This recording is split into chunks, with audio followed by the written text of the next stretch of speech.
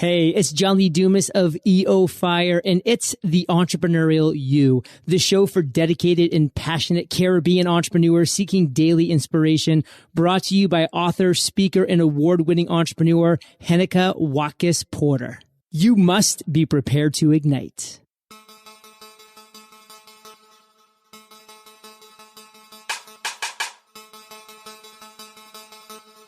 Coming up on this episode of The Entrepreneurial You. Simply put, return on relationship is the value that is accrued by a person or a brand due to nurturing a relationship. ROI, or return on investment, is simple dollars and cents, incredibly easy to measure. It's very straightforward. But ROR is the value, both perceived and real, that will accrue over time through connection, loyalty, recommendations, and sharing. Hi, I'm Heneka Watkis-Porter, your inspirational leader and host of the Entrepreneurial You podcast. Today's episode is brought to you by Jamaica Stock Exchange. And now let's go to today's episode. What do you know? It is episode 74 of the Entrepreneurial You podcast, and today's guest is a leading social marketing strategist, keynote speaker, CMO of Photophy, MC, host of Brand Innovators and their monthly marketing summits, and co-founder of Prevailing Path. In March 2009, he started using and evangelizing the term ROR, Return on Relationship, hashtag R on R. He is the author of Return on Relationship, How to Look People in the Eye Digitally, and The Age of Influence, Selling to the Digitally Connected Customer. He is currently co-authoring his latest book, along with business partner and retail thought leader John Andrews, titled Retail Relevancy. I am looking forward to hear what Ted Rubin have for us today. Welcome, Ted, to the Entrepreneurial You podcast. Well, thank you so much for having me. I'm looking forward to hearing what I have to share as well. You're super funny.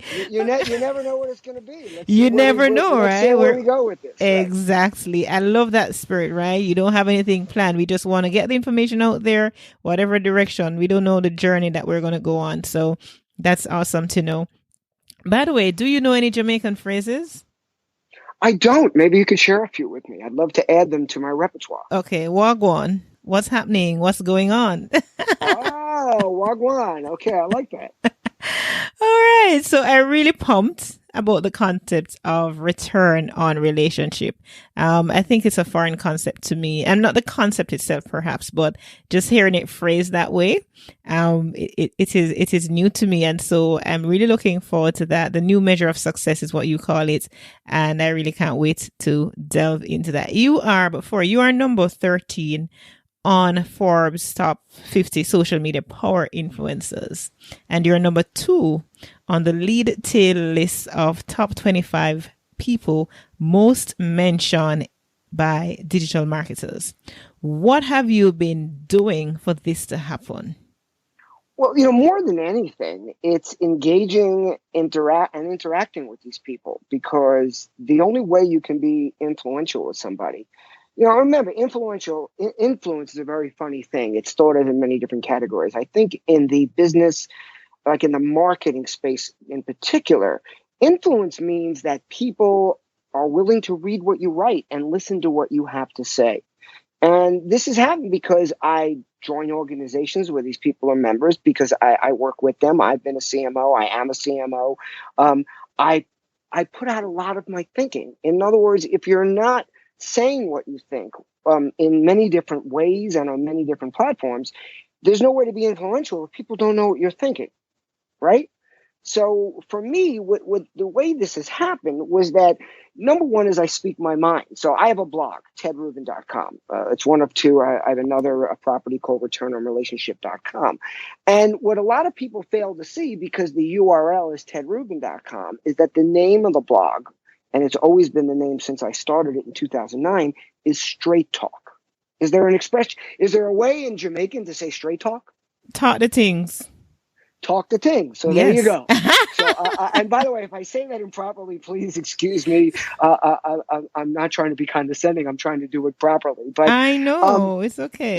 If you don't speak your mind And if you don't share it with a lot of people, there's no way to be influential. So for me, the way this has happened is that back in around 2008, 2009, I was the CMO of a cosmetics brand that was basically very young, only had a few million in sales when I joined them. And they had no marketing budget. And I had to do a lot of things to get the word out. And also by being a part of that, I started joining organizations. I joined the CMO Club that a gentleman by the name of Pete Kranick founded and still maintains.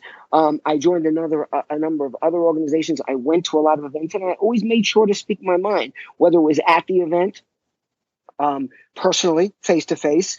Another great tip is when you're at events and you're not a person who they're asking to speak, just come armed with a lot of questions. Do your research, know who the speaker is, understand a little bit something about the topic.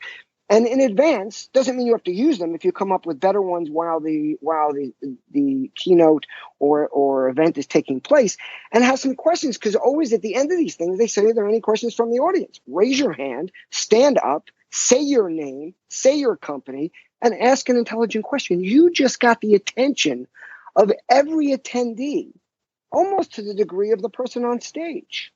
And then we have this amazing advantage, and I think one of the reasons this happened when it did was in my earlier life, I might have built some influence, but it was limited by the amount of people I met, by how I could communicate with them.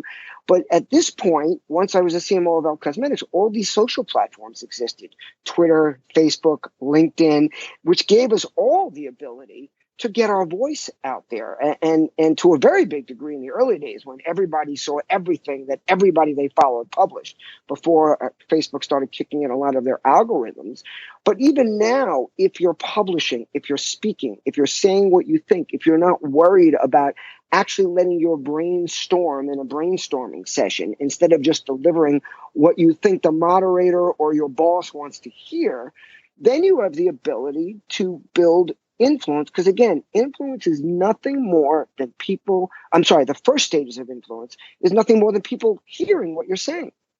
And then, of course, the hard part comes in. You have to say things that they think are intelligent, that they think are helpful, that they think can be useful to them in some way. But the first step is speaking up. So in other words, and it's going back to something, although not directly connected, but connected somewhat to what I always say is that thoughts become things.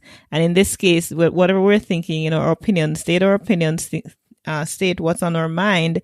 And this stating of that, things that are on our mind become the things that manifest in terms of influence, etc. And I totally agree with you as well, Ted, when you talk about asking questions at the end of a session. Like, I use that all the time. Even recently I remember being in India, and we would, I encouraged most of us, like the team, to go to different conferences. And at every conference that we went to, I made sure, and then I saw other persons start following suit, but I made sure to stand and ask questions, because that's how you get the attention of everybody. And if you have something to say, then of course, by all means, stand up and be counted. So Heneka, I can't tell you how many times I've been at conferences, either before I was speaking or even now when I speak at a lot of conferences, and people end up coming up to me after the session because I asked a question that was relevant, that was something perhaps they were all thinking but were afraid to stand up and ask because of the fear of looking foolish. And then what amazes me, because I'm the master of ceremonies and the host of 40 plus conferences a year for brand innovators, is that I have to instruct these people, tell us your name and your company. They ask a question, they sit down, they mumble. I'm like, this is your opportunity. Stand up, tell us your name and your company. Like, I'm trying to help them with that. Heneka, let's face it, this is the age of influence. Oh, yeah. Where anyone can build an audience and affect change, advocate brands, build relationships, and make a difference.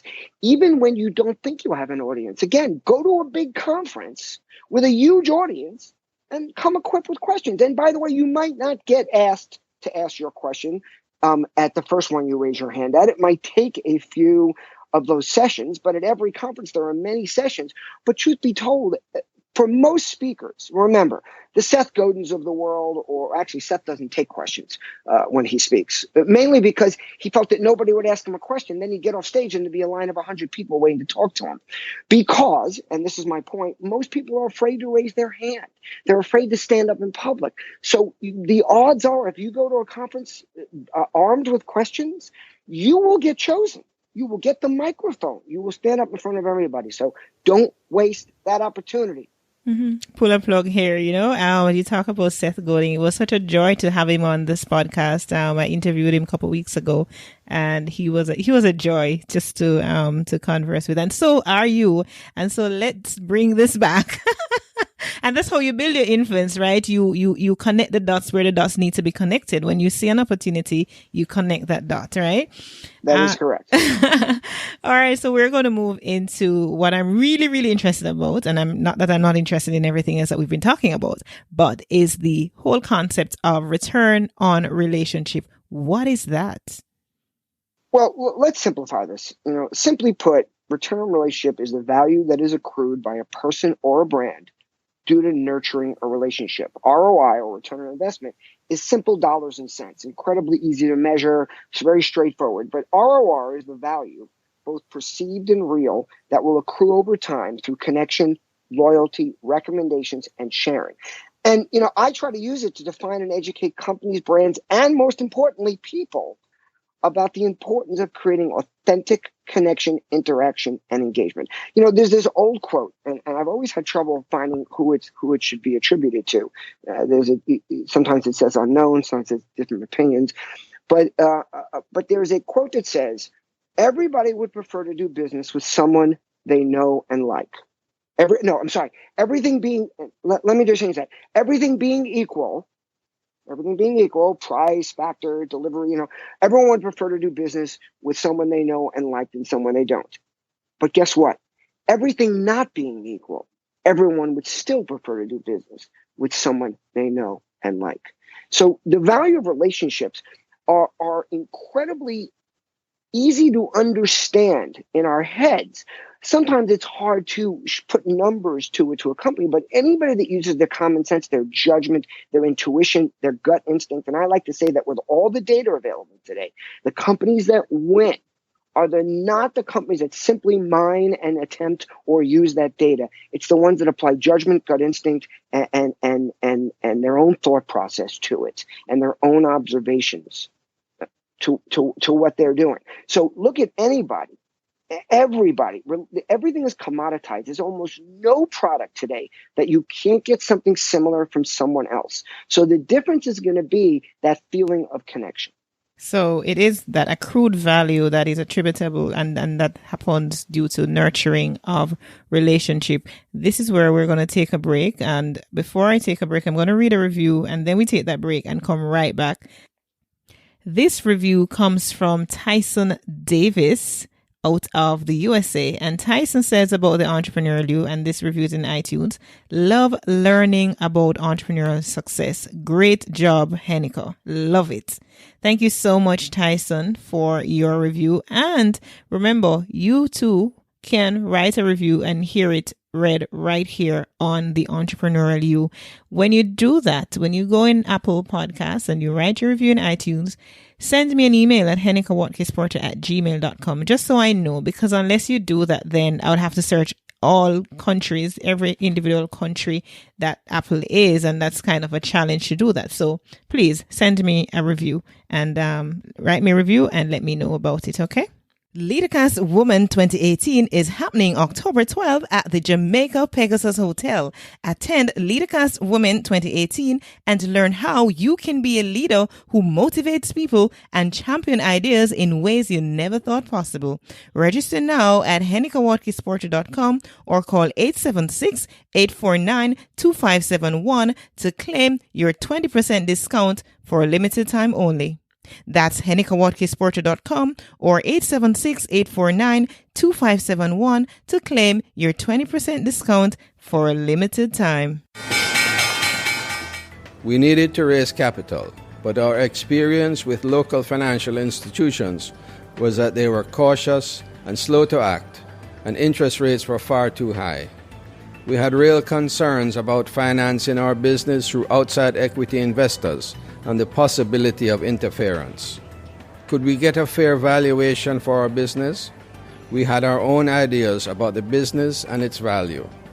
Should I go the traditional route of bank financing, or should I try the Jamaica Stock Exchange? So we made a call and experienced transformation of our business through conversations. I'm John Mahfood, CEO of Jamaican Teas, and we're listed on the Jamaica Stock Exchange. Give us a call today at 876-967-3271 to begin your transformation through conversation. We want to see your company listed on the Jamaica Stock Exchange. So you want to start your podcast, but you don't know where to host it. Go to HenekaWatkis-Porter.com and claim your 1 month free of podcast hosting on Blueberry. Or if you already have your host but aren't getting statistics on your podcast, you can claim 1 month free stats from Blueberry at HenekaWatkis-Porter.com. That's HenekaWatkis-Porter.com. Go right now and claim your 1 month free statistics. Welcome back. And I am talking, if you're just joining me, I'm talking with Ted Rubin. Ted is a leading social marketing strategist. He's a keynote speaker.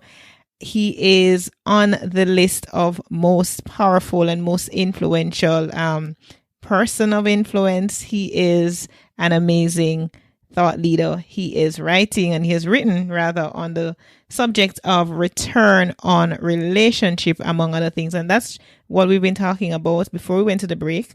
Now we want to continue. I want to continue on the whole conversation of this return on relationship. You mentioned something in your definition about what it is. It's about the nurturing, that accrued value that comes as a result of nurturing, Ted. How do we nurture relationship? Because it is a challenge. It is a challenge for many people. How do we do that? Give us some tips.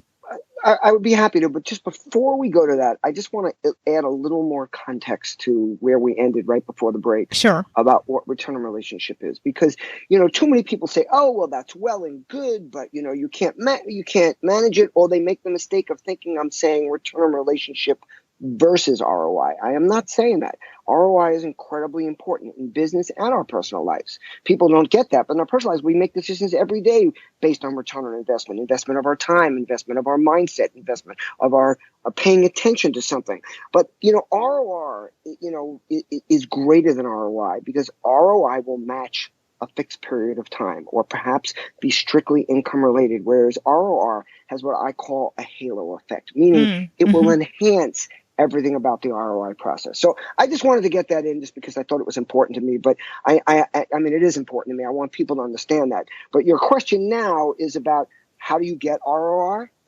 Yes. How do you get it? Yeah. Okay. How do you nurture?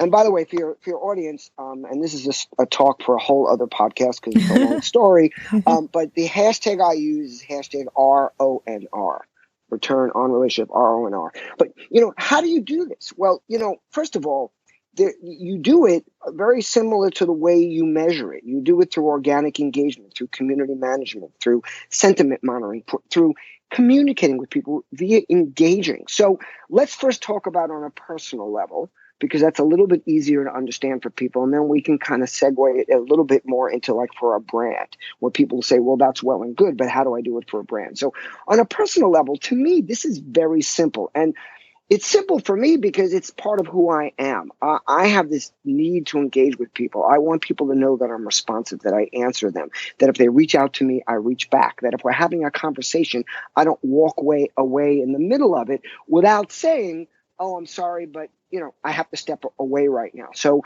how do you do it? First of all, personally and face-to-face without social platforms, I think everybody should understand it. How do you do it? You look people in the eye when you talk to them. You nod your head and pay attention. You repeat back some of the things they said to you so that they know you're listening and paying attention.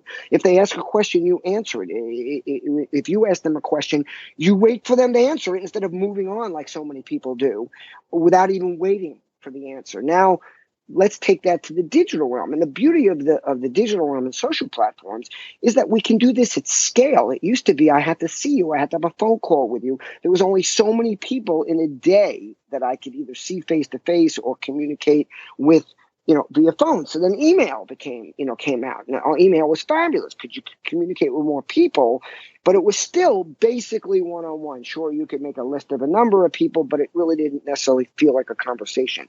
But now we have these social platforms, which there's two sides to this. Number one is the communication side, meaning that I can communicate with people all day long. Let's not waste this opportunity. Don't just post things and then not reply to the people that comment. I hate when that happens. People, how about the brands that go out and ask questions because their agencies say, oh, ask a question. What's your favorite color? You'll get a lot of engagement. You'll get a lot of likes on your post. But nobody ever replies to these people or even lets them know that they're listening. But what's really important is that people just look at the one side, the easy, let's post something, let's engage with somebody, let's go to other people's pages and respond, which I serendipitously every day go to people, sometimes very often I don't even know, but when I say I don't know, we follow, but I don't really know them well, but I'll put a comment on one of their posts, I'll jump into one of their conversations. Maybe it's as simple, I don't have a lot of time that day, I'll just like something they posted so they see that I was there. But more importantly, know something about the people you're talking to. I mean, it amazes me how many meetings I go to with clients or with people I'm working with, and I walk into the meeting with one of their quote unquote salespeople or one of their relationship builders, and the person doesn't even know anything about the person we're meeting with. And it's all available. It's out there. Go to LinkedIn, just Google the person for God's sake. I mean, you don't have to know everything about their life story, but if I sit in on one more meeting where a sales guy looks across the table at somebody on the brand side and says, so how long have you been working here? Really? You didn't go to their LinkedIn profile and know that they just started last week or they've been here for 12 years, so they're a wealth of information and they love their company, or there's so much you can find out. So if you want to create return on relationship, then you have to do what I call give before you receive. It's a giver's gain philosophy. If you give, people are going to give back. Do for others without expectation of anything back directly in return. Now, that's an important word, directly. It doesn't mean I don't want to return. We all want to return. We all want to be loved or liked or listened to or even disliked if that's our goal. But you don't necessarily have to get it from that particular person you're communicating with at that time. I can't tell you how many people I have either back and forths or I comment on their social platforms, and then I hear back from other people. Or somebody, here's a classic one. Somebody reaches out to me and says, Ted, I'd like to translate some of your work into Spanish. And I said, I really appreciate that, but I have to tell you up front, I don't have a budget for that. And they go, oh, no, I don't want to charge you for that. I thought I would just do it for you. And I remember some of these things happened a few times. And finally I said to somebody, why? I don't understand. She goes, well, I watch you on social media and you do so much for others without asking for anything. As a matter of fact, I see people sometimes come back and say, what can we do for you? And you say you're doing it right now just by engaging with me. So why wouldn't I want to help you? Mm-hmm. That is something I've always said. And I said it to somebody recently, that what I've come to recognize is when, this cycle of giving, because the law of giving and receiving, it's just, and sowing and reaping, as it were, it's a universal law. And sometimes, not sometimes, many times, most times, where you give and to whom you give and what you give, it doesn't come back from that same person, right? It's a cycle, so it keeps going around. So it's gonna come back. It's gonna come from another end, but it doesn't mean you should not give, because as that cycle goes around, then it's coming right back to you in another form from another source. And to add on to that, people are watching. The vast majority of people on social platforms, even at meetings, at events, in networking rooms, in bars and restaurants, the vast majority of people are doing what I call lurking. They are and participating vicariously, meaning they are not actively engaged. They're not asking questions, but they're watching and listening to everybody else that's engaging, and they feel that connection. I like to say that a brand is what a business or a person does. A reputation is what people remember and share. And that reputation is what how they talk about you. Oh, Heneka, she's amazing. She reaches out all the time, and she's always there to do something for you. And she never asked for anything. Like, and that kind of information spreads. People share those kinds of things. And that's how you build your influence. That's how you build your reputation. That's how you build what I call social insurance, which all of us, people and businesses, need. I mean, how often does somebody attack a business on social media, or you personally? And what I always tell the businesses to do, and what I always do, is I sit back and I wait for my fans, followers, and advocates to stand up for me. Doesn't mean I won't stand up for myself, but I always take a breath before I jump in, because most often, especially if you're a brand that does for your consumers or engages or works hard in customer service or understands that there always are going to be problems. It's not the problems, it's how you react to them that matter. And stand back and wait. And the return on relationship is the people that jump in and say, oh, that's not Ted. I think you misunderstood him, or he didn't mean it that way. Or, he's allowed every once in a while to lose his cool, because he very rarely does. He almost always answers haters and dislikers and critics very reasonably. Today he jumped off the handle a little bit. I'm going to give him a pass, because his reputation is that he doesn't do that the vast majority of the time. And as we're coming to a close, Ted, I'm going to ask you to share your final thoughts. And after sharing your final thoughts, leave your contact information, because there's so much more that we could talk about here, but we don't have the time. But, the conversation can continue and will continue offline. So let's hear your final thoughts and then share your contact details.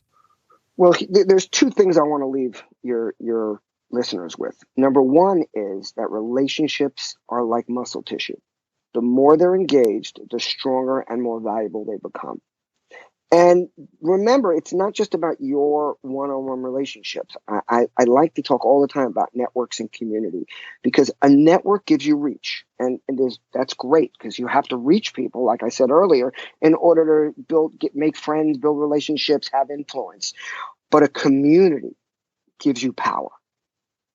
Networks connect, communities care. And for the younger part of my life, for many years, everyone always called me a networker. I thought of myself as a networker, because everywhere I went, I built relationships. Every job I've had, every place I've been, any place I've spent a lot of time, any place I went to school, I always left with a group of people I knew, but also always some deep relationships with a few people. But what I never realized, but it was happening, was that I was always introducing those people. All my business colleagues, all my friends from all walks of life, all very much know each other, because I was always a community builder. I didn't recognize that. And the community is what's given me a lot of the power that I have. And by the way, when I say power, I don't mean like the way we talk, not powerful, but the power to move a mountain, to get something done, to help a friend when they're in need. Something as simple as a friend of mine is in Europe having trouble with a brand right now that's helping deliver on his trip, and he couldn't get their attention, and I was able to reach out to them via Twitter and get them to help him out.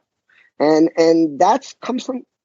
And that it wasn't like I didn't get them to change policy. I just got them to listen, because they understand that I have a large community and they're a part of it and they want to help, because that's what communities do. So that's what I'd like to leave your listeners with. As far as reaching out to me, I'm incredibly easy to find. I'm at Ted Rubin everywhere. Ted Rubin on Twitter, Instagram, LinkedIn, Facebook. My YouTube is Ted Rubin USA. If you Google Ted Rubin, the first 10 to 12 pages are all me, my content, things about me. And to take it a step further, please feel free to reach out. My email address, my everyday, the one I use for everything, is tedrubin@gmail.com. And my phone number, if you want to talk to me, which everybody seems afraid to pick up the phone these days, but my phone number is 516-270-5511. Reach out anytime. Oh my gosh, Ted, just everything that you've said tells me that, you're somebody who practices what you preach in terms of giving, because just giving all that information, your contact details, your phone number, your email address, that's a true sign that you are indeed practicing that whole relationship building.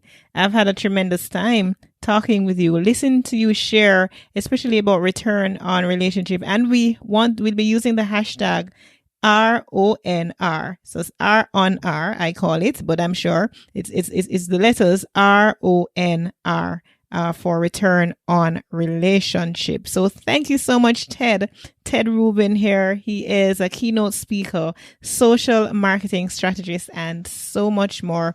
My pleasure, Heneka. Thank you so much for reaching out, and make it a great week. We have come to the end of another great episode of the Entrepreneurial You podcast. Remember to subscribe in Apple Podcasts and download all the episodes that you would have missed if you have not already subscribed and downloaded the episodes, and play them to the end as well, because good stuff is always at the end too. So do that, as well as go and leave a rate and review right now. I'd appreciate that. It helps a lot because I put a lot of effort into creating this free content, and it does help when I know that it is of significant value to you. So show your love by going to Apple Podcasts and just leave a rate and review. And when you leave that review, do send me an email at henekawatkisporter@gmail.com, because I'd love to be able to read them in an upcoming episode. And if I'm not notified, I won't know it's there, because unless you go into all the different stores in Apple, there is no way that I can actually know that a review was left or a current review was left. So it's important that when you leave your review, you send me an email, let me know about it, so I can go look for it and read it live on an episode of the Entrepreneurial You podcast. Thank you so much for tuning in. I'm Heneka Watkis-Porter. Remember, you were born to win, but to be a winner, you must plan to win, prepare to win, and expect to win. Walk good.